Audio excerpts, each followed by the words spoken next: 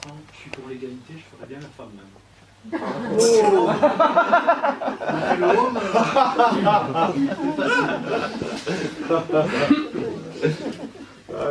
Mais d'ailleurs, il ne doit pas y avoir le... On dirait qu'il y a... Je sais pas, au niveau de la parité, je ne sais pas s'il n'y a pas plus d'hommes que de femmes.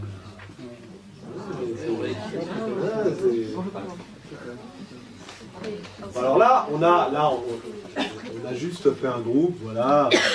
Mais d'un certain côté, pour l'instant, il n'y a pas d'individu, on n'a pas travaillé sur les individualités. On a un truc un peu collectif.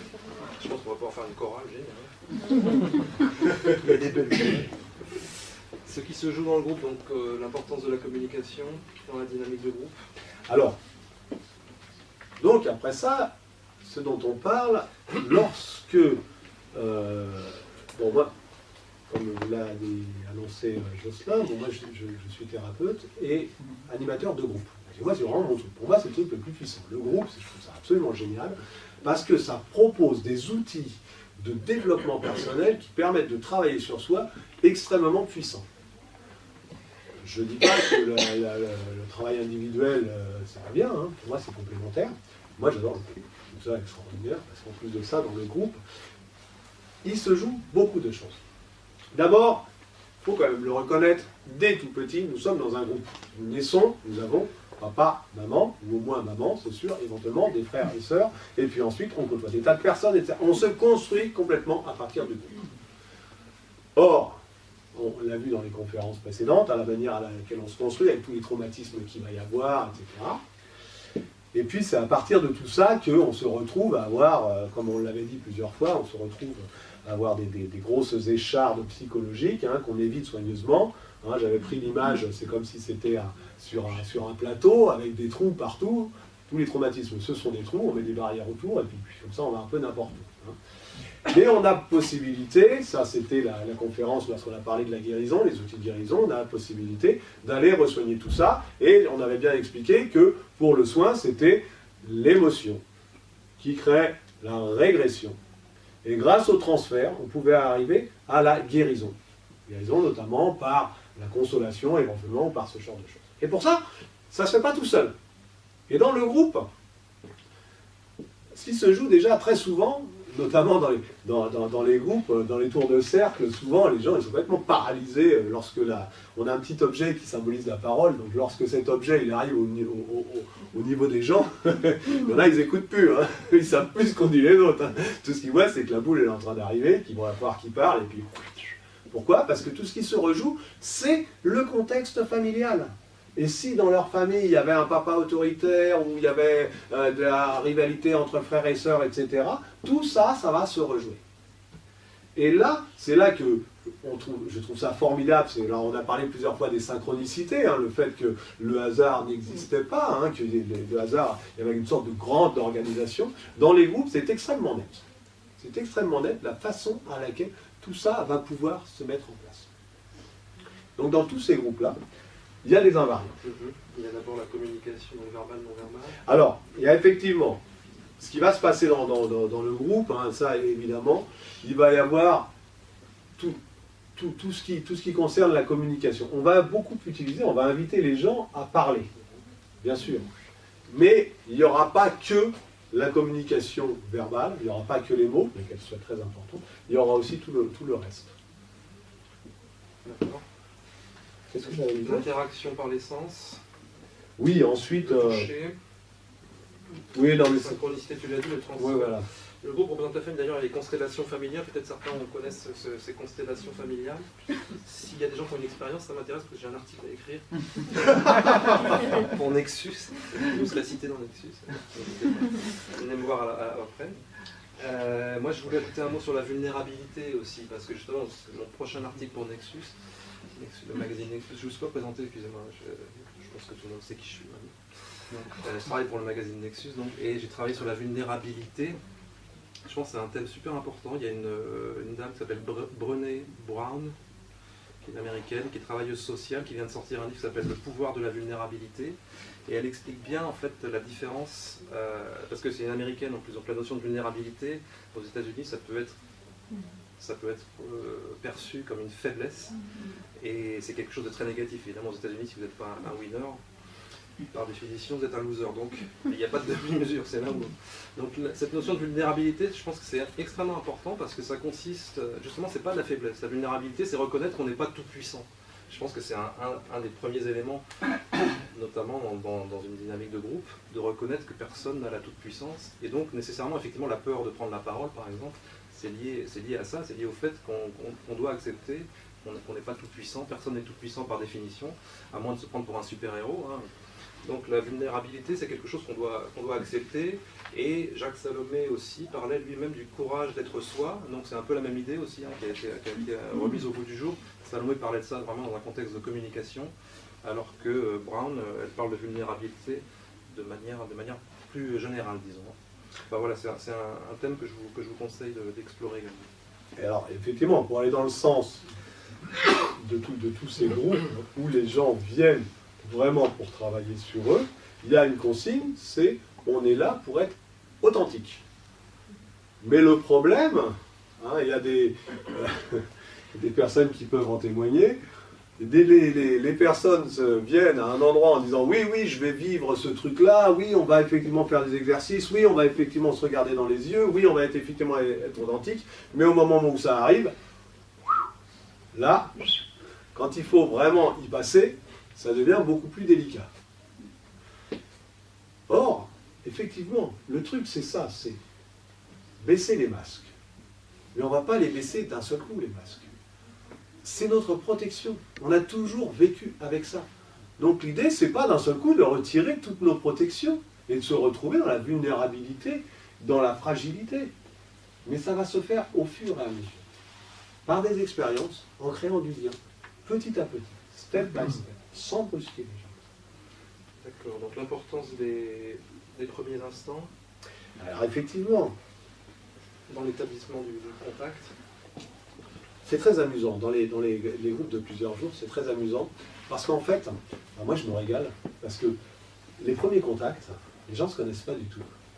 Et c'est quelque chose qui ne durera pas. C'est comme, vous savez, on dit, on n'a pas deux fois l'occasion de faire une bonne première impression. C'est comme, vous n'avez pas la possibilité de savoir comment c'est de ne pas savoir faire du vélo, quand vous savez en faire. Vous ne pouvez plus conduire comme si vous ne saviez pas faire du vélo. Eh bien, c'est un peu la même chose dans l'établissement des groupes. Les premiers instants sont extrêmement intéressants. Parce que chacun arrive, chacun s'observe, chacun se met dans ses zones de confort. Et c'est là que, bon, évidemment, l'importance des groupes, des animateurs, etc., pour pouvoir mettre les gens suffisamment dans le confort. Hein, mais il y a une, comment dirais-je, il y a une volonté de la part de toutes les personnes, en venant dans ces endroits-là, il y a une volonté de toute façon de faire avancer les choses pour soi-même et pour l'autre. D'accord, donc est-ce que tu peux nous décrire comment se déroule un stage finalement? Oui, alors voilà, on peut prendre un exemple, parce que j'ai rencontré récemment une personne qui me disait « Ah, c'est intéressant tes conférences, mais on ne sait pas comment ça se passe, et donc ça met dans l'inconfort. » On a toujours besoin d'être un peu dans des références pour éviter d'être dans l'inconfort. Donc il y a des invariants dans les stages. Il y a des invariants dans les stages. Dans les stages, déjà, les premiers instants sont les instants où on va souder le groupe. Donc il va y avoir d'abord on va accueillir les personnes, ensuite il va y avoir souvent des tours de parole où les gens vont pouvoir commencer à s'exprimer. Alors selon si c'est des groupes plus ou moins établis, les gens vont rentrer rapidement dans leur authenticité, ou alors au contraire rester sur la réserve. Ça dépend aussi des entités qu'il y a. Il y a des gens, je veux dire, dès qu'ils vont y aller, bon, ils vont tout déballer, ça va être... Parce qu'il y a des entités en plus. Ça dépend des personnalités, pardon. Il y a des gens qui vont tout de suite rentrer dedans, tout déballer. Mais en général, la première journée, ce qui est important, c'est de créer du lien. Créer du lien, établir la confiance, permettre aux gens de se connaître aussi bien extérieurement que un peu plus intimement, etc. Et bon, voilà, pour illustrer, je peux parler des stages que moi je propose. le premier jour, c'est que des choses comme ça. C'est des expériences collectives, ça va être une méditation dynamique collective, ça va être des jeux d'interface où on va se retrouver 2 par 2, on va établir le lien, etc. Et après ça, le deuxième jour, on fait les explorations des inconscients avec la respiration anthropique dont on a parlé précédemment. Donc là, on utilise beaucoup les synchronicités, le hasard. C'est le hasard qui choisit les groupes, qui constitue les groupes. Et puis après ça, on va avoir de l'accompagnement de personnes individuelles par le groupe. Et ça, c'est super fort. C'est tout le groupe qui va accompagner une personne dans sa demande, dans son histoire. Et c'est là qu'effectivement, il se crée des relations au niveau du cœur extrêmement importantes parce que finalement, chacun porte ses souffrances et chacun porte cette propension à l'empathie, mais aussi à la compassion, à toutes ces choses-là. D'accord, donc comment est-ce qu'on démarre? Comment est-ce qu'on fait fondre la glace en quelque sorte? Ah bah ça c'est le plus dur, hein. Ça c'est le plus dur, faire fondre la glace. Mais il y a des outils. Alors, une fois n'est pas coutume, je vais faire un parallèle avec la physique. Vous savez, j'aime bien souvent parler un peu, faire des petits parallèles avec la biologie, la physique ou des choses comme ça. Vous savez, dans les constituants de la matière, il y a le proton. Or, le proton, c'est une charge positive. Et on le sait, en force électromagnétique, 2 charges positives se repoussent. Elles se repoussent fortement. Et pourtant, à l'intérieur du noyau atomique, par exemple un noyau d'hélium, c'est 2 protons et 2 neutrons. Or, la force électromagnétique repousse normalement ces protons. Mais on sait très bien, et c'est d'ailleurs la fusion thermonucléaire, c'est ça, c'est d'essayer d'aller récupérer de l'énergie en créant un noyau d'hélium à partir de 2 protons. Et qu'est-ce qui fait que les protons restent accrochés comme ça dans le noyau d'hélium, malgré la force électromagnétique? C'est qu'à partir d'une certaine distance, une certaine proximité, il y a un phénomène qui devient beaucoup plus puissant, 100 à 1000 fois plus puissant que la force de répulsion, que la force électromagnétique. C'est ce qu'on appelle l'interaction forte. Et ce qu'on peut constater chez les hommes, c'est qu'il se passe quelque chose d'à peu près équivalent. C'est-à-dire que lorsque l'on invite les gens à se rapprocher par des outils, à ce moment-là, ça bascule sur un autre mode de fonctionnement. Je vous vois, il y a un grand silence, très dubitatif. Alors, on va vous faire une petite expérience. J'ai proposé à mon ami Jocelyn d'aller, d'une part, éteindre sa vidéo, d'autre part, mettre de la musique.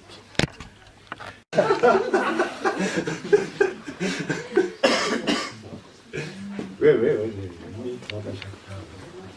Ah, ça fait long quand on se regarde dans les yeux, les 30 ça fait long. Hein. Avec nous dans les stages, on fait quelque chose comme ça, mais en plus de ça, on pose une question. On pose la question qui es-tu? Donc il y en a un seul qui répond. On ne repose pas de questions, ce n'est pas un dialogue, donc la personne est vraiment invitée à se mettre dans son intériorité, dans son authenticité. Et là, quand vous passez devant 10 personnes, à chaque fois, avec l'intensité, vous voyez l'intensité que ça représente. Or ça, c'est quand même notre côté le plus humain. C'est vraiment notre côté humain. Nous avons cette faculté de le faire. Alors, je ne m'occupe pas des chevaux ni des chiens, je ne suis pas dresseur d'animaux, mais je pense que ça va être plus difficile d'obtenir ça avec les animaux que d'obtenir ça. C'est vraiment notre côté très humain. Alors pour ceux que ça inquiète, on va évoquer les risques de dérive sectaire. On est en train de vous manipuler là, peut-être qu'ils sont pas à l'aise. Alors c'est vrai que c'est un risque qui est quand même effrayant, quoi, qui est toujours d'actualité. Alors là, Jocelyn, il est allé plus loin que ce que je pensais. C'est-à-dire qu'effectivement, c'est quelque chose que j'ai beaucoup observé, c'est qu'effectivement, à chaque fois qu'on crée du lien comme ça, en utilisant des choses, voilà, alors on vient juste de faire un tout petit exercice, mais qui a duré quelques minutes, mais vous imaginez, vous allez partager 2, 3, 4 jours ensemble, et ensuite vous allez être dans une démarche qui va durer plusieurs mois, voire plusieurs années, parce que vous êtes dans une démarche de développement personnel, vous allez changer, etc., etc. Forcément, il se crée du lien. Et lorsqu'il se crée du lien, il se crée du partage. Il se crée du partage, il se crée de l'amour.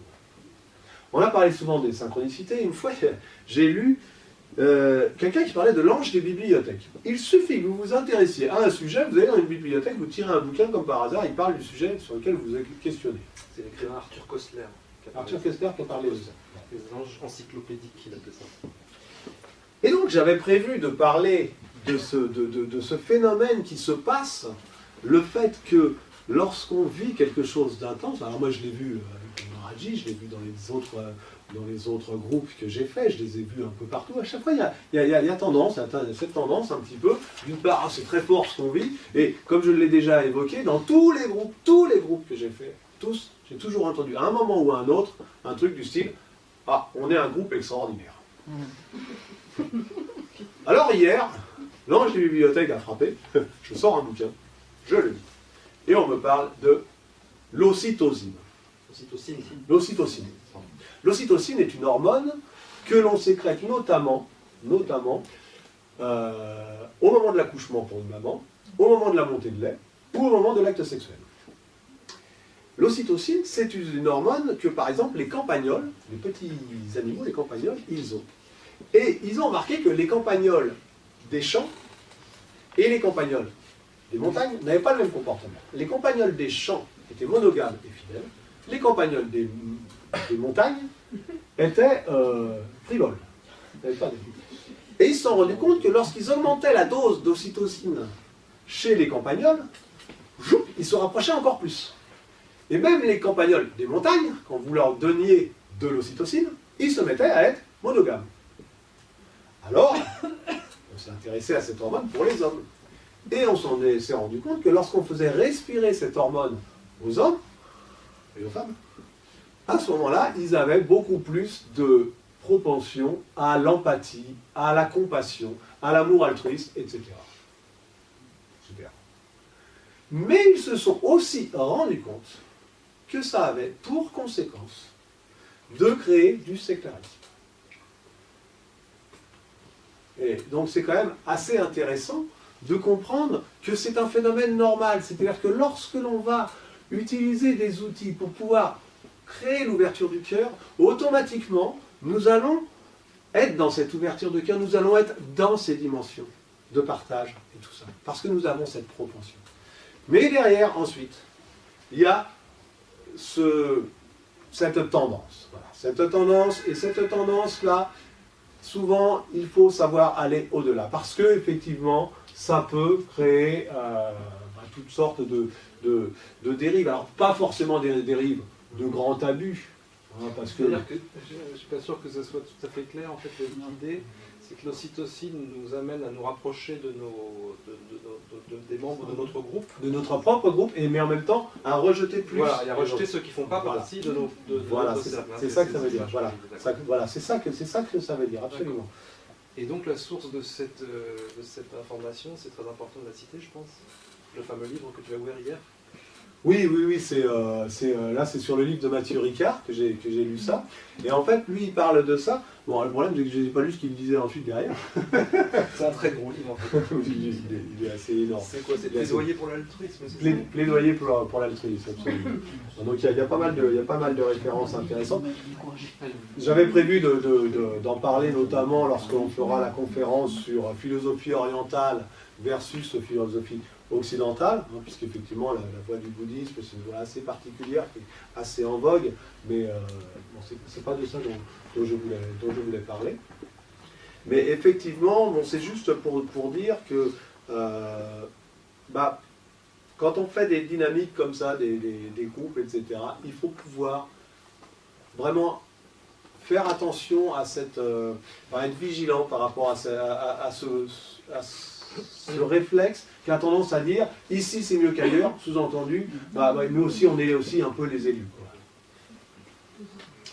Alors que non. Donc il faut qu'on conclue, parce que ça fait une heure. Oui. On a encore des choses à dire, et tu voulais quand même conclure sur le fait que dans le groupe, c'est l'amour en fait, qui guérit, quoi, c'est ça? Oui. Tout le monde a compris déjà. C'est l'énergie qui circule.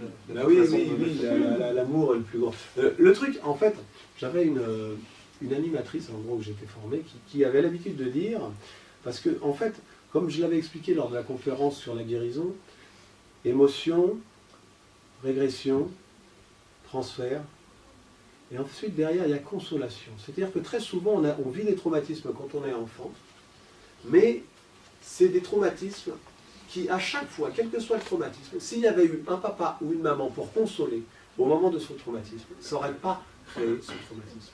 Et ce qu'on refait dans les stages, c'est qu'on va consoler. Lorsqu'on a mis les gens dans cette configuration, en faisant des jeux de rôle, des choses comme ça, quand je dis que c'est l'accompagnement pour une personne par le groupe, bah, on va souvent refaire des jeux de rôle. C'est-à-dire s'il y a une personne qui avait des choses qui n'ont pas été dites à un père, à une mère, à un voisin, ou quelqu'un de décédé, ou quelqu'un ou autre, bah, à ce moment-là, on peut lui faire revivre, hein, ça on en avait parlé dans la conférence d'avant. Et l'image qu'elle employait toujours, c'est de dire, c'est comme une pomme, si en plein été, la branche se casse et que la pomme ne reçoit plus la sève, elle reste accrochée. Elle reste toujours accrochée à la branche.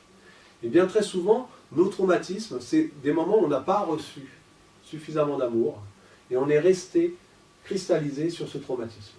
Et c'est en redonnant de l'amour que l'on peut guérir. Et le baume de guérison de tous les traumatismes, selon moi, le baume le plus efficace, c'est l'amour. Il y a bien sûr la compréhension, la résilience, toutes ces choses-là, mais l'amour, c'est quand même le plus efficace. Et pour vivre l'amour, c'est sûr qu'en étant à plusieurs, on le ressent plus quand on est tout seul. D'où l'intérêt du groupe. Alors, il y a un dernier point dont tu voulais parler qui est important, c'est le fait que des stages, des thérapies de groupe, ça peut coûter cher, ça coûte en tout cas de l'argent. Et tu voulais dire quelque chose à ce sujet. Il est terrible. Je lui avais dit, tu vas me poser la question, oui, mais ça coûte cher ces stages. Donc je dis, non, alors, effectivement, c'est quand même un sujet qui est assez interpellant. J'ai rencontré récemment une personne qui me disait, wow, c'est intéressant tes trucs, ça donne envie. Le problème, c'est qu'on n'a pas les moyens. Alors, ça m'a fait toute une réflexion sur l'argent. D'abord, qu'est-ce que c'est que l'argent? On le sait, l'argent, ce n'est que du reflet de biens et services. L'argent, c'est, encore dans le temps, c'était des billets, maintenant c'est même plus des billets, c'est juste des écritures. Donc l'argent, c'est uniquement des écritures.